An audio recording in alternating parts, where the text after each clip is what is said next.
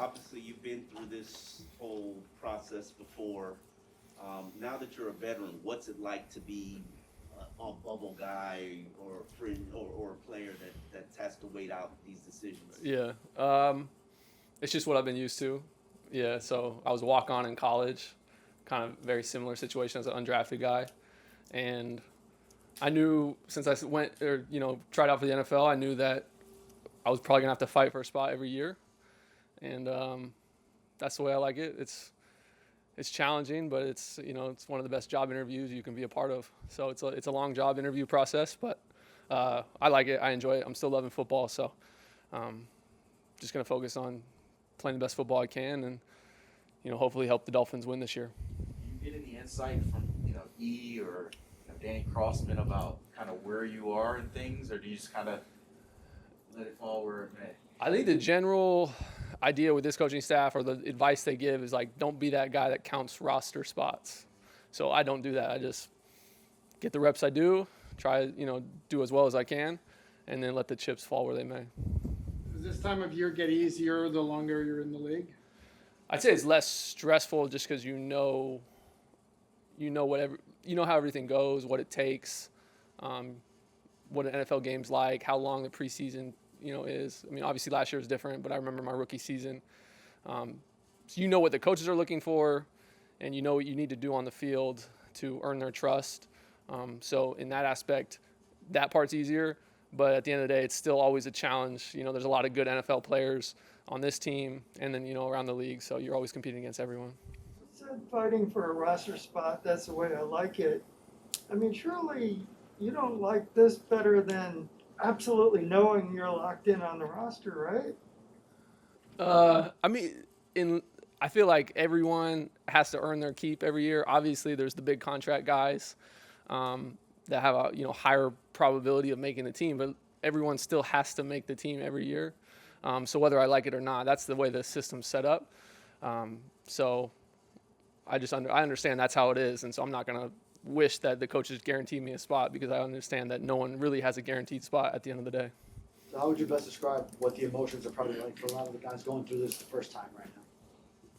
I think it's for rookies, it's probably stressful, but we have a good group of young guys right now, and the rookies have looked really good. So I don't think I could give them much advice. They're doing really well. I think they understand too. It's a challenge, but yeah, they're doing a good job.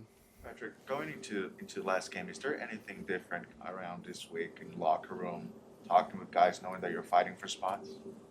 I mean, I know Coach Flo mentioned that, it's going to be some of the starters are going to be held out, and it's going to be the younger guys playing more. So maybe the guys that aren't playing, they're going to spend more time on recovery this weekend. But we have a good group of guys in the locker room that are just supportive. So for the guy, they know the guys that are going to play more this weekend.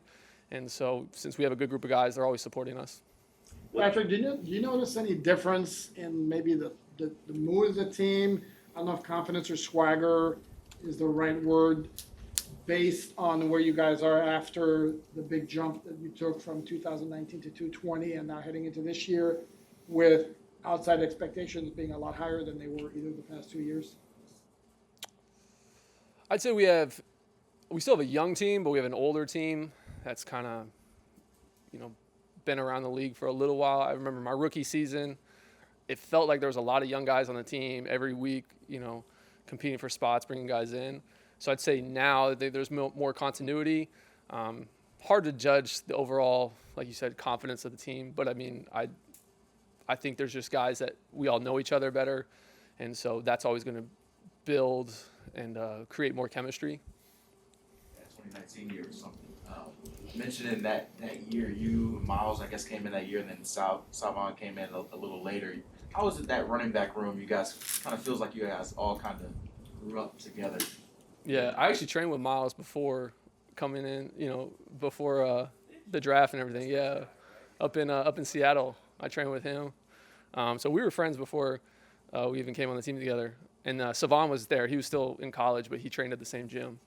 So I've known those guys for a while, and yeah, I mean, those two are just grinders. Everyone in the running back room are hardworking guys, but it's been fun.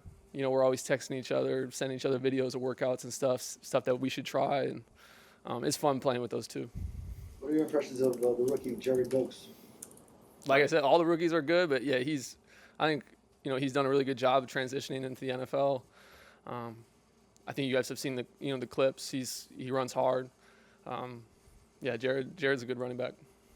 How different is what maybe you're asked to do in this new offense as a back compared to maybe last year? I think for me in my role, it's been similar. Every offense is going to have its nuances and things that make it different. But at the end of the day, you're just trying to move the ball down the field, and running back, there's different ways you can do that. You can help block and pass protection. You can run the ball or you can catch it. And so at the end of the day, I'm doing all three of those things. And so I was doing that last year, and hopefully we'll continue to do that this year.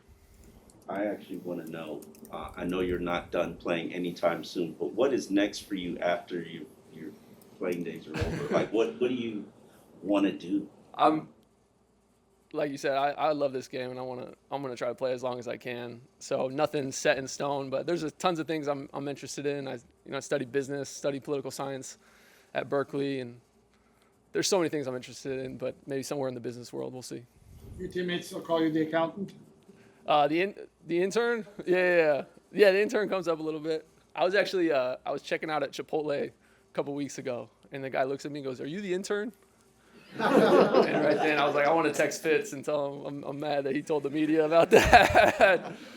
But no, it's a fun nickname. Yeah, some people still call me that, and I always have to explain the story to some of the new guys around the facility how I got that name. What did you tell the guy at Chipotle? I said at first I was confused because I was like, I'm not an intern here, thinking he was talking about at Chipotle, and then I realized he's like, I'm a fan of the Dolphins, and then it kind of clicked. But yeah, I just introduced myself and said hello. I don't even know if he knew my real name. He just knew me as the intern. Should have gotten a free meal out of it or something. No, it's all right. Yeah.